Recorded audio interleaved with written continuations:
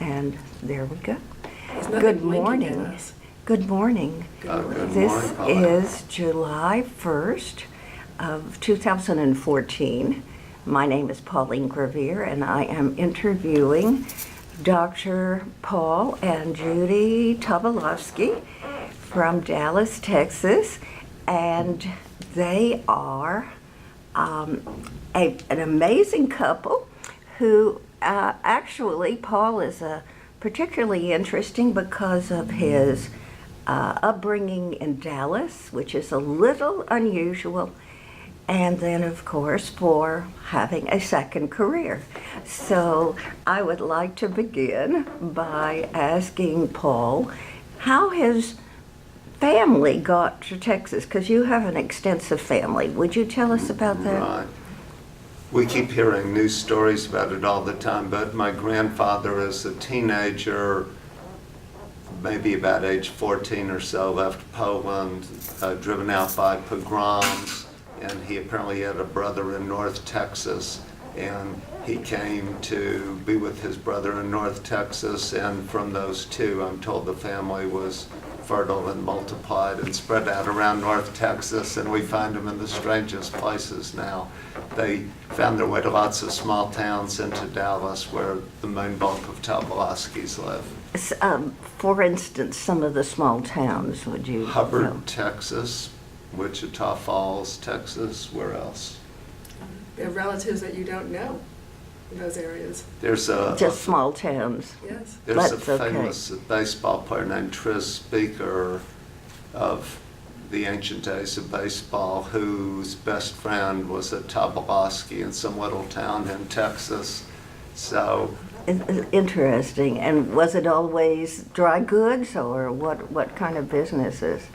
my father's father, Abraham Benjamin Tobolowsky, didn't know a word of English when he immigrated, and apparently the family kept horses, and he went around selling household items on a cart pulled by two horses, and I'm told he had a 1-week route to be back by the Sabbath, and he had a 2-week route, and there was a Jewish family he would stay with, often sleeping on the ground or in a barn for the Sabbath night so he could be with the Jewish family on Shabbat.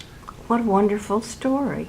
And then who came to Dallas first, or do you know? My grandfather, A.B. Tobolowsky, and his route was through this now densely settled area, but then it was all rural, the North Dallas suburbs. Do you remember the year that he first came? You said he was escaping pogroms. About what year would you say? It was in the late 1800s. I wasn't born until 1947, and by then I was horrified to find that he was driving a car. And let's say I hope he was safer with a horse and wagon than he was with a car. He had one signal. He would stick his arm out the window, and that meant he was going to do something. And that was his universal signal. And even at my young age, I realized this was a terrifying experience. That too is a wonderful story. Well, his horse didn't need much more than that, did he? No, I'm told he faced a decision when one of the horses died, whether to get another horse or get a car. And at some point, he decided to get a car. Unfortunately, there was not as much traffic on Hillcrest at the time, and he was able to survive to almost 90 years old just by driving the way he did. It's amazing. He was a colorful character indeed.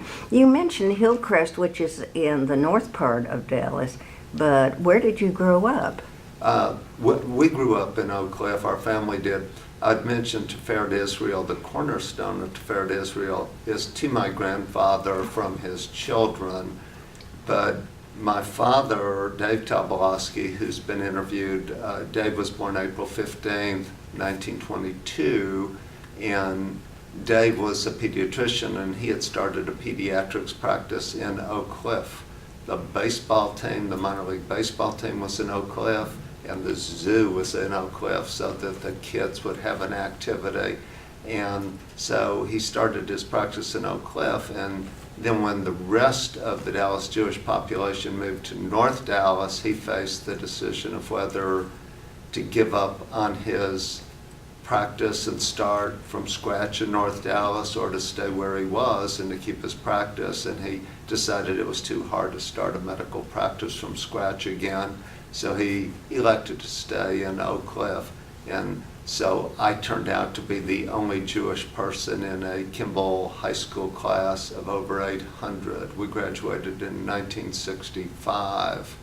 So my friends weren't Jewish. I didn't know what it was like to date a Jewish girl. The only contact I had with other Jews was in Sunday school. And we went for a while to Tiferet Israel and for a while to Temple Emmanuel. And other than my cousin Martin Toby, everyone else in the class I didn't know, and they seemed to know each other. So it made being a teenager awkward times 10, being in this group of people that I didn't know who all seemed to know each other. And so it was awkward, but I had an idyllic childhood, really. My parents were just wonderful people, and I don't know, Pauline, to what extent you've gotten to meet them, but my mother, Judith Tobolowsky, was just so fun-loving, and everyone she met, she was just so joyful. And my dad he is still a fabulous person. He's 92 now and was always my role model. So any flaws in me are not due to my parents. I was very blessed. Paul, did you have any siblings? I have a moderately famous sibling. My brother Stephen Tobolowsky is an actor. I'm 65. Stephen would be 62 now. And he's been living in Los Angeles and made a nice professional career as an actor, and he wrote a book as well. And he was a Tony Award nominee back about 15 years ago in a play called Mornings at 7 on Broadway. And I have a sister who's a professor at the University of Texas at Arlington, and she's been in higher education as her specialty. And then you, as an internist, what a very talented family. It sounds like being the only Jew in a class of 800, and they went through the same type of education. It sounds like you didn't suffer too much. You are all successful. Well, my dad was, as I say, my role model, other than he was a pediatrician. And in those days, there were solo doctors. He was a solo doctor who was on call essentially all the time. Mm-hmm. People would call our house all day, all night, and he never was off duty. It eventually came to pass that he would be exchanging call with another doctor Thursday afternoons, so he had a few hours off each week. But I decided that was all work and no play and would be not the lifestyle I chose. So I chose to do internal medicine because I wanted relationships with people, and I'm delighted that I made that choice. It was a very fulfilling career, and I got a chance to meet you too. I'm delighted you made that choice too. And Judy, you have been sitting so patiently. I have seen you when Paul does his speeches about his book, and you are, in my view, the perfect spouse. You're patient, you look interested, and you're very attractive. And I just learned that you're from New York. Could you tell us about your upbringing and how you got to Texas? Well, mine was a little bit different from Paul's. My grandparents both came in to Lower Manhattan through Ellis Island, and my parents were both born in the Lower East Side of New York. They met in Florida and got married, and I was born in Brooklyn. I lived in Brooklyn until I was 6.5, and then we moved to Long Island, where pretty much everyone was Jewish. My school was all Jewish, my elementary school, my high school was all Jewish. There were multiple synagogues and temples in the area. So it never occurred to me that I would be living any place that was different. You know, I didn't have that experience. It was all Jewish. I went to Boston for graduate school, to Boston University in speech pathology, and I met Paul after I was working there for a number of years. We started dating and decided eventually that we would get married and move to Texas. And I've been here 35 years. Now, how long ago was that you came to Dallas? 1979. And you were there for school also? I graduated from Southwestern Medical School in 1973, and I was class president in the Southwestern Medical School class of 73, Upjohn Award winner, graduation speaker Da-da. in 1973. Wonderful. I peaked too young. That's a joke. And so I enjoyed working at a city hospital, Parkland, and I got lots of responsibility as someone training at Parkland Hospital, and I thought I will pick another part of the world that I might not otherwise have a chance to get to know, and I will apply for an internship at the city hospital there. So I ended up at Boston City Hospital, which no longer exists, but it was a big hospital. It was a big, rough, ragged hospital. It was a tough place, and I learned a lot. It was physically and psychologically challenging, but one of my fellow interns threw a party and invited me, and he invited a friend of Judy's, and the friend of Judy's mentioned it to Judy, and I am ever so glad that Judy crashed the party. That's an exciting story, too. Good for you. I wouldn't say she exactly crashed, did she? Not exactly. I knew somebody who knew the person. Whose party it was. That is wonderful. So you came to Dallas. You told me earlier that you thought you would be an ER doc and had trained for that. And then you switched. Did that cost you any more time, training No. time? I actually trained in internal medicine, but during the years where we were just trying to decide what to do after I finished my internal medicine training program, we were still living in the Boston area, and I, on a month-by-month basis, did ER work to support myself. Mm-hmm. So that ended up 3 years of emergency room work. And it was, that's a nice area to do emergency room work. I did 24-hour shifts, which at that young age was something I was used to. During the course of my internship and residency, I often would work longer shifts than that, where you're every third night on call all night and all the next day. So I was used to being awake 36, 40 hours at a time and working all that time. So I did 7 24-hour shifts a month as an emergency room doctor, leaving me lots of free time. And I had a girlfriend. What a thrill.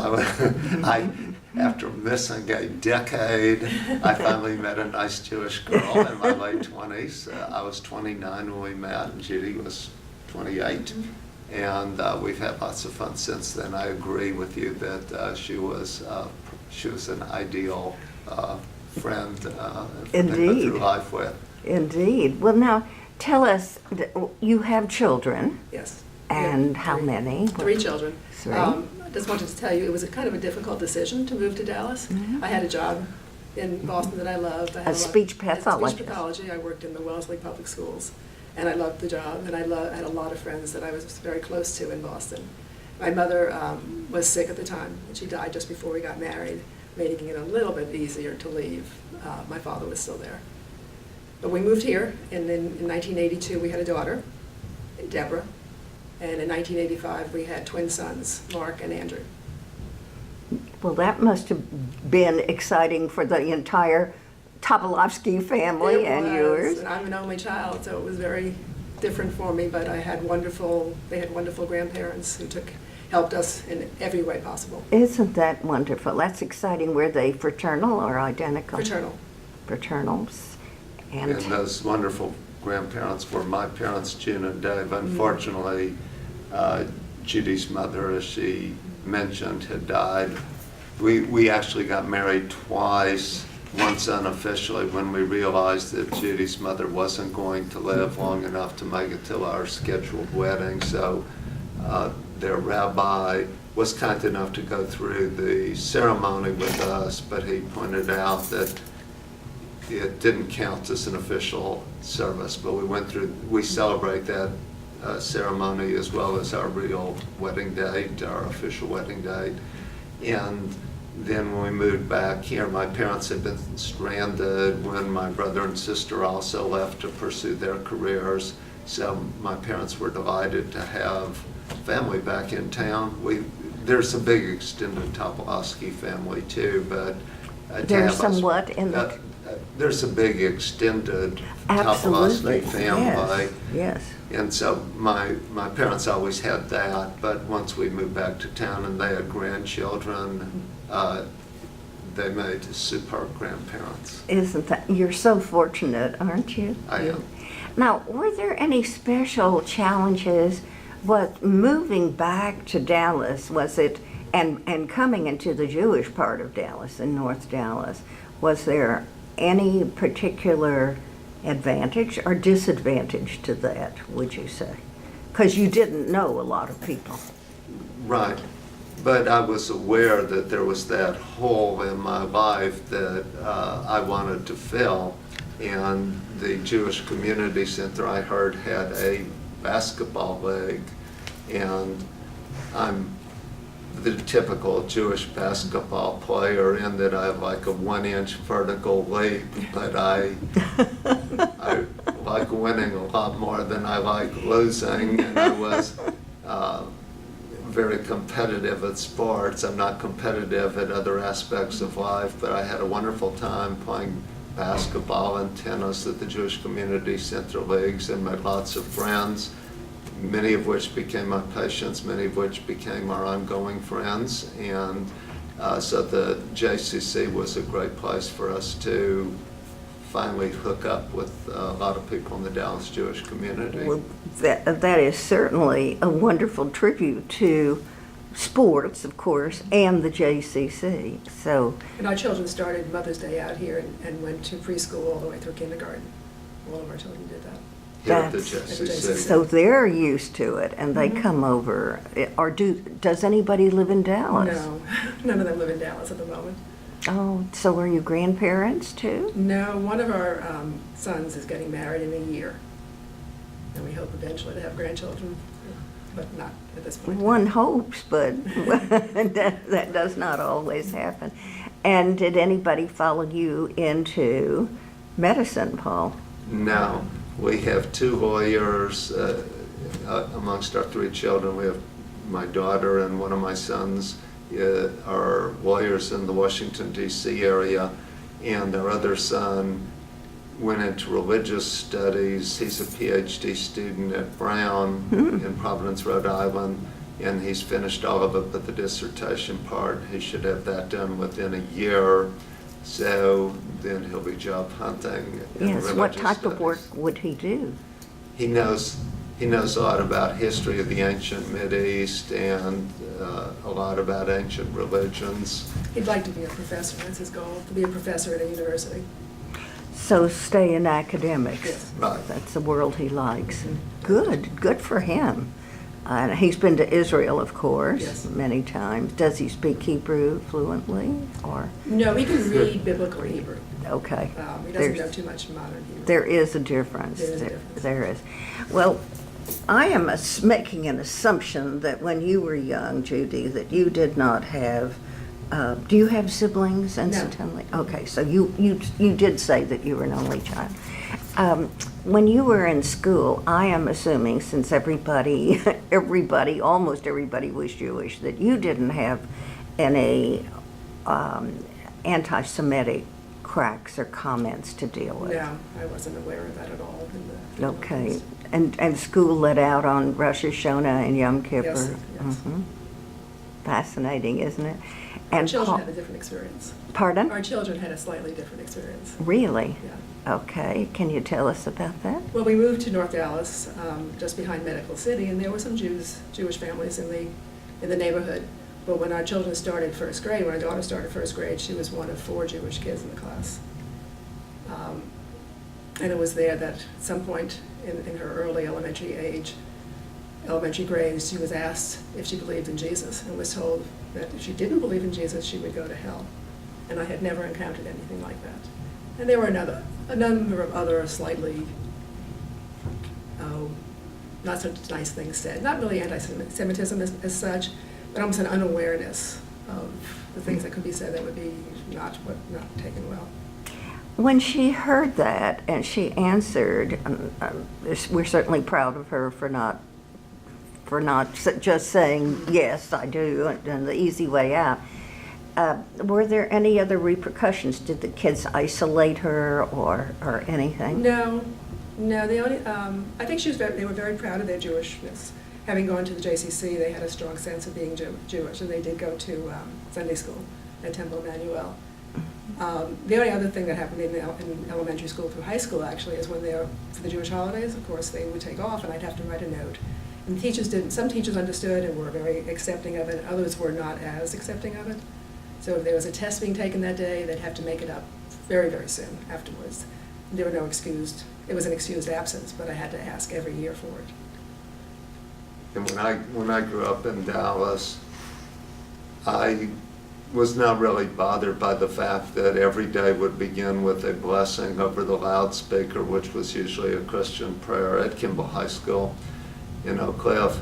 And then at lunch, there would also be a prayer before lunch every day.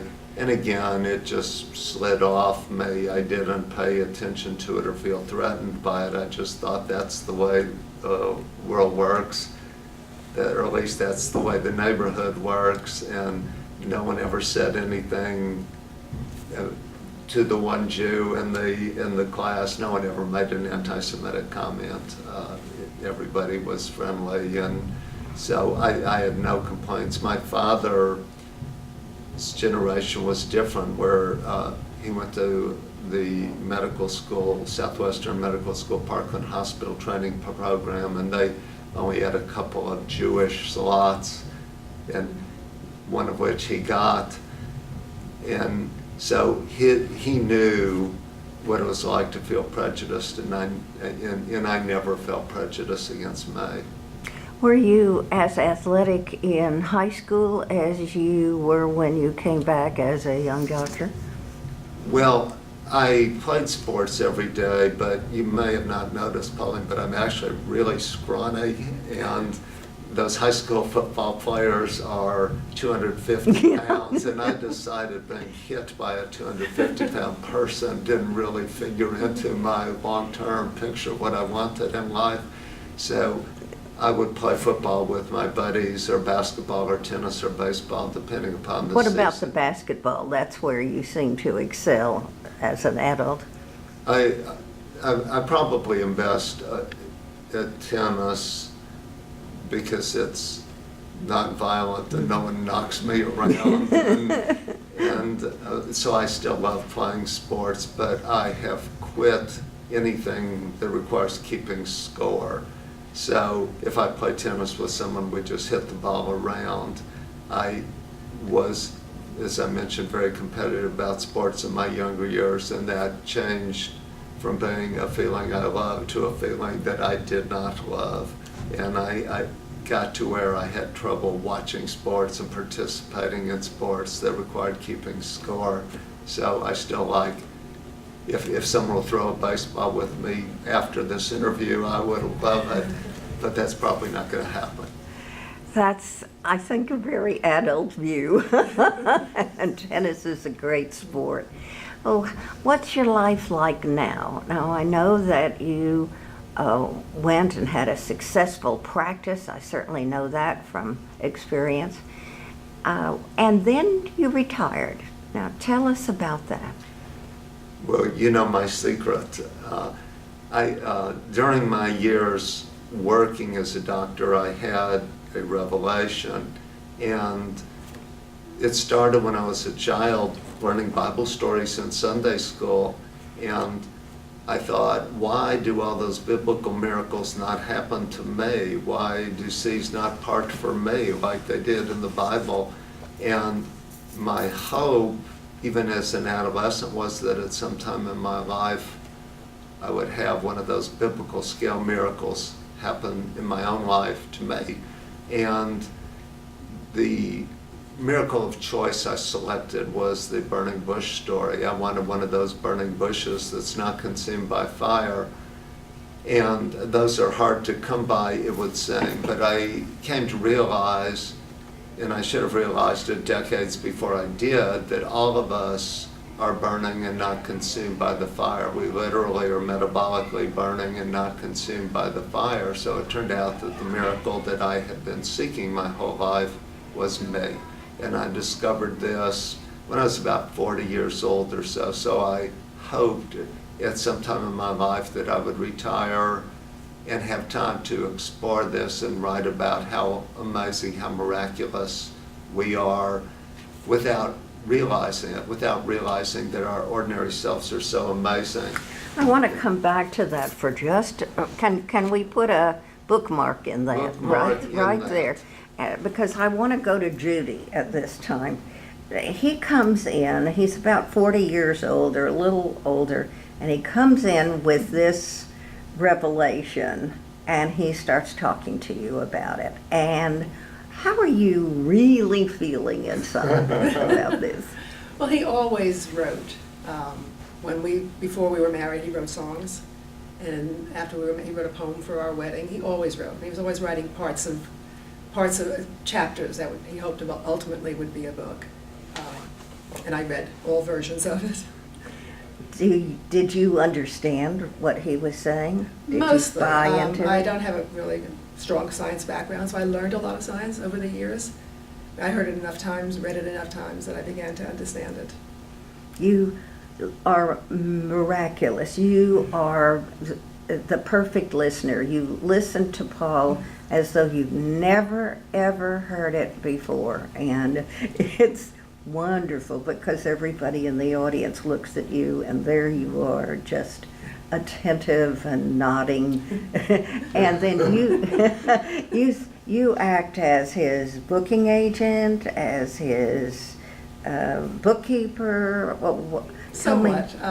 When he had an editor for the book, and I also helped edit it. So that between the three of us, we edited the book.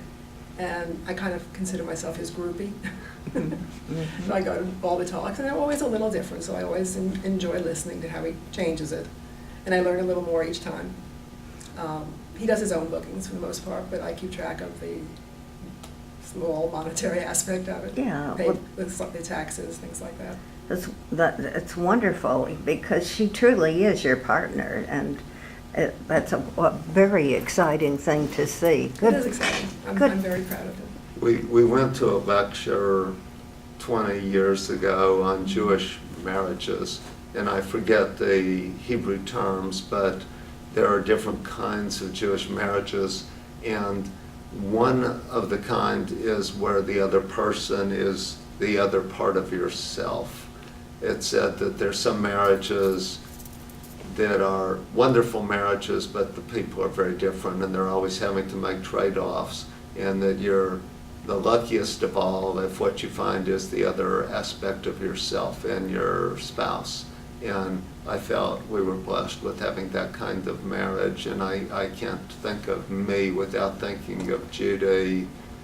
She has been the part of me that I'm not.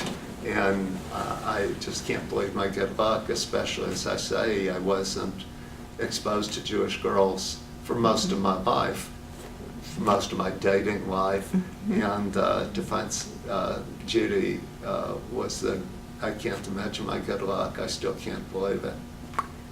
That's so romantic. It is. It's very sweet.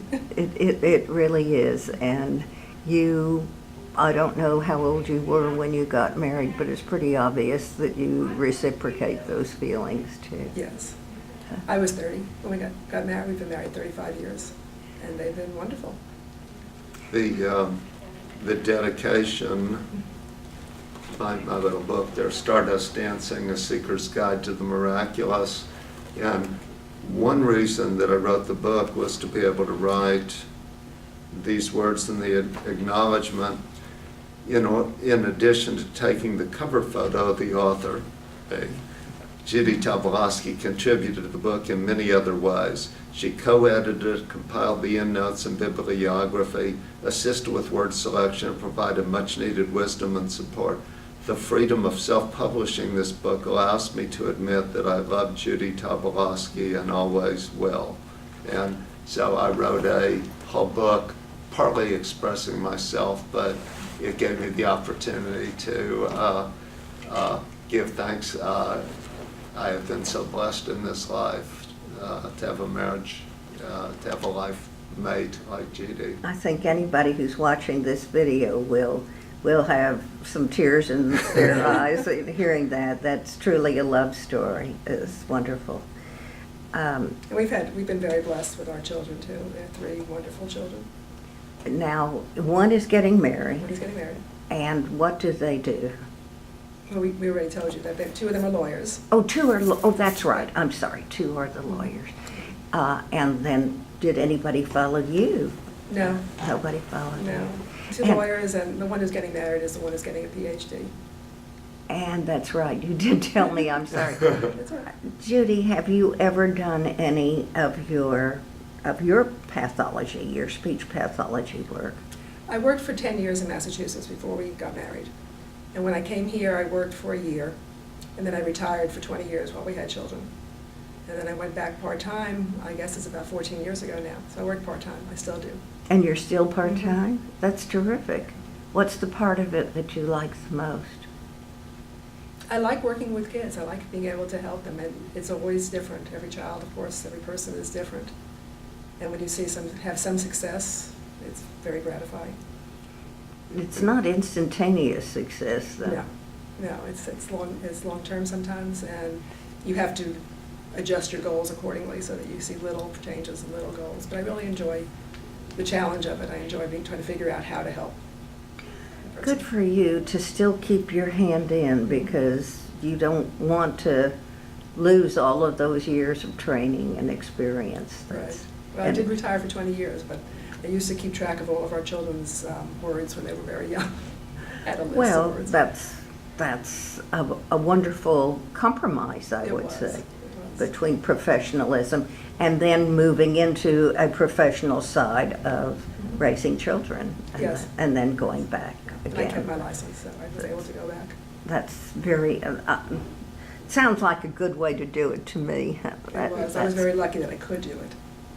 Yes. And left unsaid thus far is Judy's also a skilled pianist, and you can tell about your piano career. The part she doesn't remember is her mother, who was also a pianist, encouraged Judy to play, saying someday it will get you a husband, and she was right about that. But you can tell about that. Why was that? That was her belief, and it helped. There were a number of years here, I guess in the early 90s, that I was the pianist for the National Council of Jewish Women Singers, and they would go to different nursing homes and different facilities and sing, and I would play. And then you made more friends. Made more friends, yes. Terrific. And has music continued to be part of your lives? Do you do symphony? Do you? From time to time, we do symphony, we do opera. Paul plays the guitar all the time. I play the piano some of the time. It's too bad, because I'm a terrible guitarist and I play all the time, and she's an excellent pianist and she doesn't play enough. But when we dated, our chief date was she would play the piano and I would sing, and that was actually lots of fun. And we don't do it as much as we used to. I don't sing as well as I used to, and she... Do you sing better than you played guitar? Better than I played the guitar, yes. This is better than this. Yes, I wrote about 20 to 25 songs, but I wrote them mostly before I became so joyful about life. There's not the same drive to write songs when you're really happy. When I was living by myself in one-room apartments in Boston, and it would be winter, and it'd be minus 10 degrees and snowing and dark at 4 in the afternoon. That's the stuff you write songs about. So she ruined my songwriting career by making me happy, and but I still occasionally write a song. He wrote a song when our daughter was born, which is absolutely beautiful. Oh, have you ever recorded it? Well, with today's technology, we can make recordings, and so we have recorded me at various times doing some of the songs, including the one that I wrote the day our daughter was born. Which was a very happy occasion, so A you very were able to write. and I'd been up all night, but it was a very happy occasion. What a wonderful talent to have. So you have not only the talent for writing books, but you also are a composer. That's extraordinary. The melodies are simple and they're lyric driven, so it's the poetry of it, I think, that moves my songs forward. But I still like them, and I sing in the shower, not with the guitar. Would you consider, you realize this tape is going to, or this video is going to go to you, it's going to be on our website, and it's really for children, grandchildren, people in the community, people who are studying. Would you consider singing like you were in the shower, just one? A portion of one, maybe? Wow. And I'm hoarse this morning. The one that we talked about when there was born, my child, my baby child, a dream beyond believing, a magic of creation, eternity unfolding, and so on. Oh, that's lovely. That is beautiful. It is beautiful. That is Our beautiful. daughter has a copy of it and cherishes it. Good, good. We didn't write a song when our sons were born, though. I wish you wouldn't have stopped. That's exciting.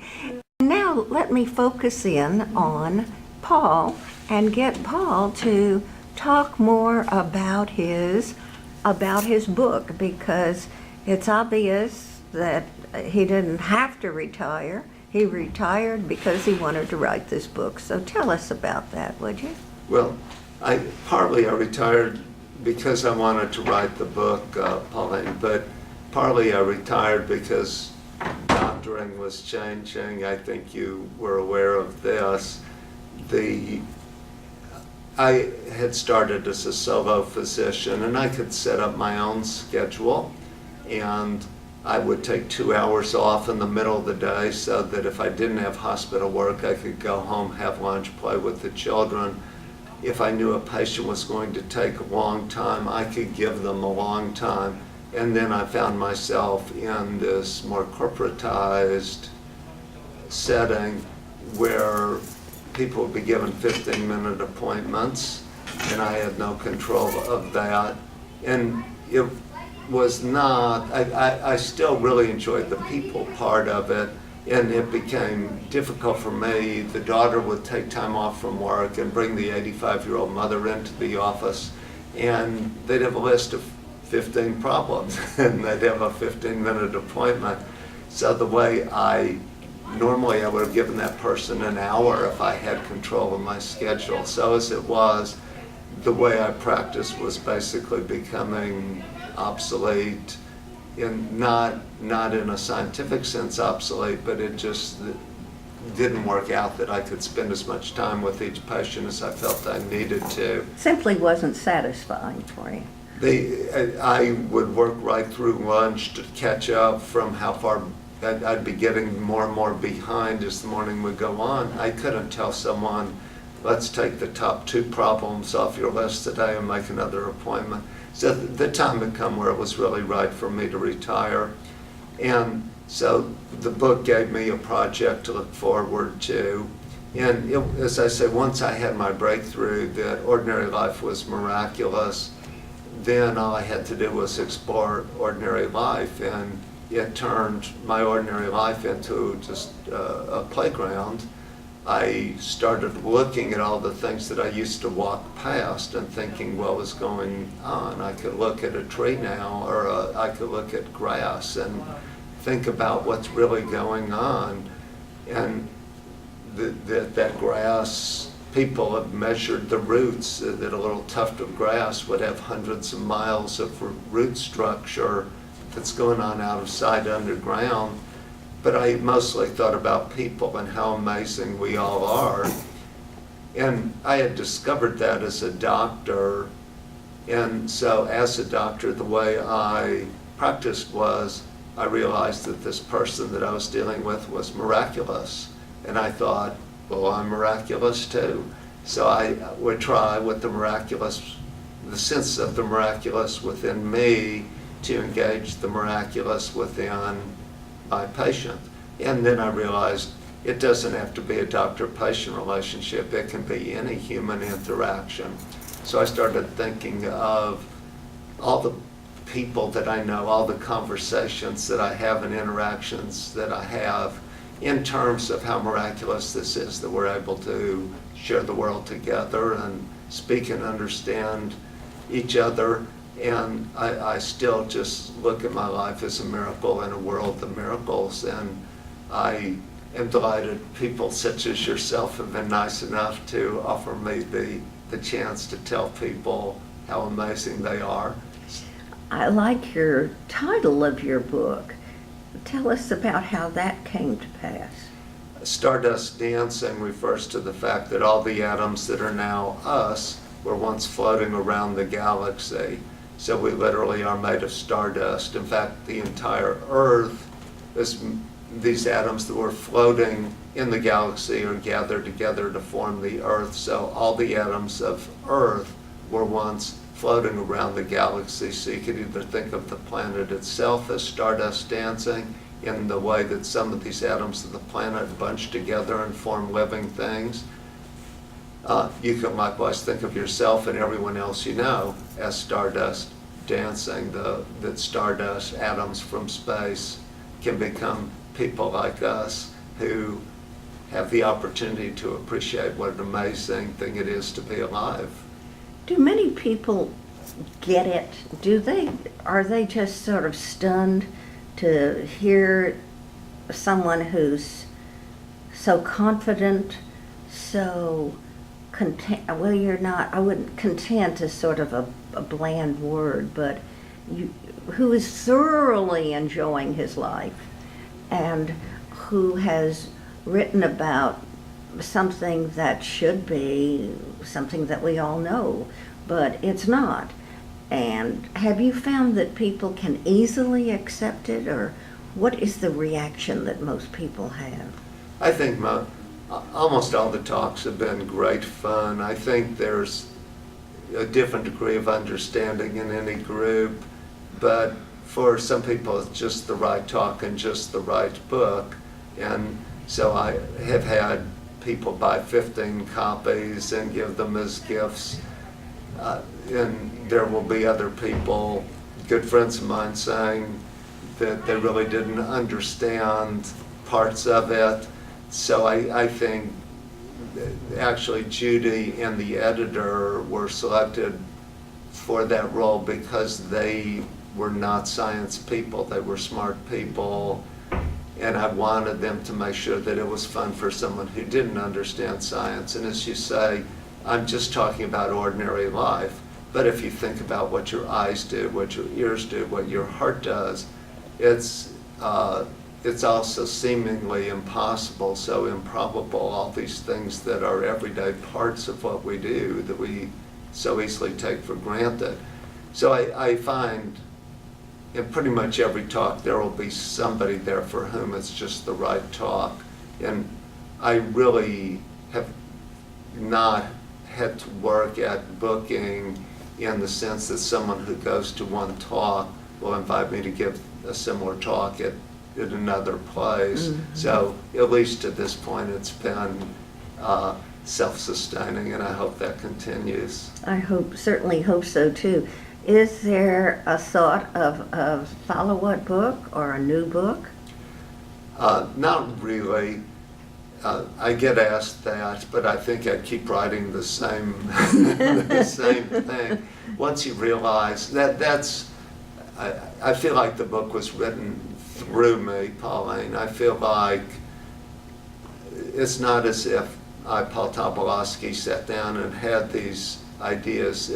I feel like somehow these ideas were given to me, and it's my role to spread this little bit to the few people that will be my audience. I'm not famous. I won't be a national figure like my semi-famous brother, who people know around the country and around the world.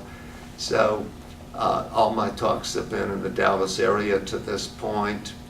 But it's the same being a doctor. You can't heal the world. You just hope that you can do the best you can with the people who find you. And there was someone who posted on the internet 2 nights ago encouraging people they've got to buy this book. And this is someone that I haven't met. I hope to meet them someday. So it's not like any other book or any other song. It's perfect for some people, and I am just so grateful that I had this opportunity, this life-changing experience, because it's really elevated what I do. Before I realized how miraculous everything was, I thought in terms of diagnoses and treatments, like doctors do, and I didn't think about miraculous me trying to sustain this miracle that I have the blessing, the opportunity to try to sustain in the patients that came to see me. You knew my most amazing one very well, and so it's changed my life, and I hope to share this message as long as I can share the message. I think that is truly extraordinary, Paul, and it is very rare to meet someone who has successfully done what he set out to do and do it twice. That is really remarkable. Thank you for an extraordinary interview. Thank you for being such a wonderful part of my life, Pauline. You're so important to me too, and I'm very grateful that you're the one that got to do the interview, and I thank you. Do you want to talk about that? Because I don't want to cut you off. If you would like to talk about a story or 2 stories or anything, or shall we leave it? Well, I think Pauline was blessed to be married to Dr. Leonard Graivier, and Leonard and I had every now and then passed in the hallways of Medical City Hospital. We didn't really know each other, and one day Leonard became ill, and Leonard's regular doctor was out of town, and I was covering, and Pauline brought Leonard in, and he had what's called toxic strep syndrome, and I had never seen a case of it, but unfortunately, only a few weeks before this, the Muppeteer Jim Henson had died of toxic strep syndrome, and it became something that doctors who had not previously had too much consciousness of this condition found themselves digging through the literature to read about it. So when Leonard came in with this condition, it was fresh on my mind, and an amazing coincidence. And so Leonard survived and thrived. Well, Paul made the diagnosis, and I think you had you were directing a team of about 16 physicians Right. who were coming in and out, and I know that the first night our son Miles read the diagnosis the first night when Len was in the emergency, what am I trying to say, was in intensive care, and the diagnosis said patient is not expected to live through the night. And Paul was the man who directed the whole team. So it was quite an extraordinary event because it was so new and nobody really knew about it. So I say he saved my husband's life. And then your mom, and what's an equally amazing story. I'm so lucky to be a doctor. See, we would never have met, and we had these incredible interactions, but Pauline's mom was found unconscious, and she was about 100 years old at the time, and I'm not exaggerating, right? She was in her 90s, yes. So she was brought to Medical City, and she stayed unconscious for several days, and she'd been unconscious when you had visited with her a few minutes earlier. And I walk in the room and she's just talking to me. Like, she's sitting up talking and most casually, and she's just fine, and she has no idea that she's been unconscious for 3 days. And what could be more amazing than that? So I was aware of the miracle of all of this, and I'm not using the word miracle in the way most people use it. I feel like something scientific happened that helped Leonard recover and helped your mother recover.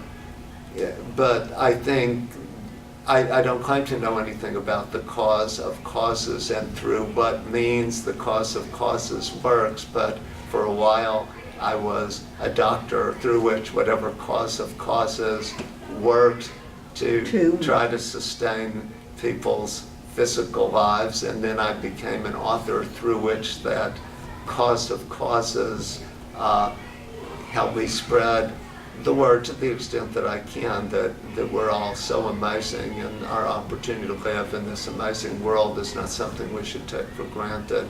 So I've been blessed many times over by having such a wonderful marriage and such a wonderful life, and the people like you, Pauline, that I've had the opportunity to meet have so enriched my life as well. And I think that we have just heard from a man who truly has lived his beliefs and is living his beliefs, and I applaud you for that, and I say, here's to a really fortunate man. Hooray. Hooray for all of us. Thank you very much. Thank you.